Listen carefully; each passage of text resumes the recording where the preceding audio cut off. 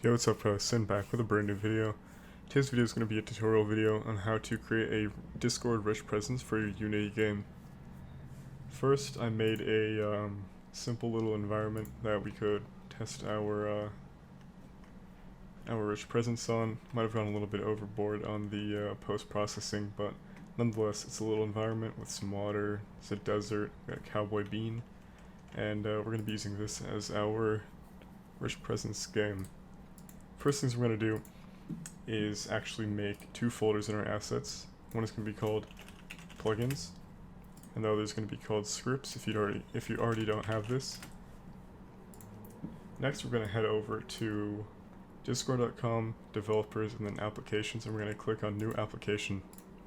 I'm going to call mine low poly bean, and then we're going to create, and then it'll plop us over here. First thing we're going to do is head over to OAuth 2. I'm going to add a redirect, and we're just going to make this an insecure HTTP. We're going to make this 127.0.0.1, and then over here select, we're going to select it, and then save the changes. Next thing we're going to do is, I'm going to open this in a new tab. I'm going to go back to applications, go to documentation, scroll down a little bit, head over to SDK starter guide. You guys are going to have to download this Discord Game Sdk, and then once you guys do that, you're going to extract it using WinRAR, and once you have it extracted, it's going to be in this folder. It's going to have a couple of folders within it. First thing we're going to do is go into our plugins folder, and we're going to drag everything that's in the library folder into the plugins folder. It might take a little bit, and you go to C#. Since this is Unity and it uses a C# scripting language, as a scripting language, we're going to go to plugins back, and if we go back to this applications page, if you scroll down a little bit, it tells us to put in plugins and then Discord Game Sdk. So we're actually going to make a folder inside plugins and just call it Discord Game Sdk. We go back here and we're going to drag everything that's in the C# folder into Discord Game Sdk. Now we can actually start scripting the Discord rich presence. First thing we're going to do is head over to our main camera. We're going to make a new script. We're just going to call this Discord controller, and then a new C# script. And then for simplicity's sake, I'm just going to drag this into our scripts folder. We're going to open this in VS Code. So now that we have Discord controller open in VS Code, I'm just going to go ahead and delete these lines of code, or these comments, because we don't actually need those. And first, I'm going to require Discord, and then I'm going to make a public Discord.Discord, which is going to be just called Discord.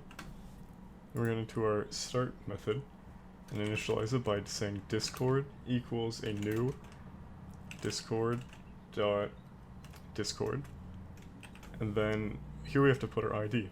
So we go back over to this application page and copy the client ID. We're going to paste it right in there and then put a comma, and here we can initialize our flags. So we're going to do that by doing system.uint64 and go out of that and do a discord.createFlags.default and end that with a semicolon. We go to a new line and make a inferred variable. It's going to be called activity manager. It's going to be equal to our discord.getActivityManager, and that with a semicolon. And then next we're going to make another inferred variable. It's going to be called activity, and it's going to be equal to a new discord.activity. And then inside that, we're going to make our, first we can do our details, make that empty real quick, and then state. Our details are the first line under the title in the rich presence, so we can just call that on the desert map. And then we can make our state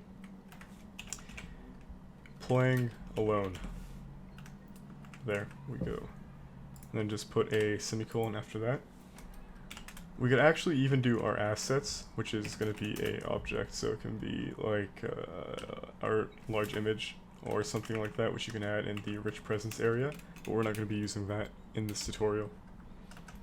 Under that, we can make a activity manager dot update activity, and then we're just going to pass in the activity that we just made, and then it's going to give us a response. And then how we can do this is we can do shorthand if else, so we can do if res our response equals discord.result.ok. Then we can just do a unity log.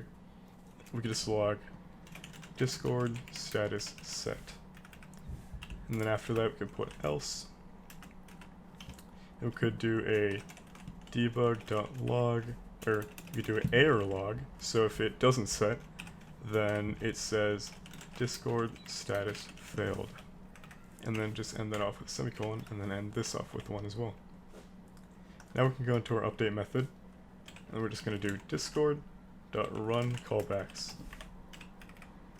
Now our rich presence should be working. So to test this out, I'm just going to go ahead and close VS Code, because I have a Discord rich presence for VS Code. So I'm going to go ahead and close it, and go ahead and share my Discord screen. So I'm in my personal Discord right now. To test this, as you can see, my profile is here. So to test this, we're just going to go ahead and do run this project. And as you can see, it's there, so we're going to run.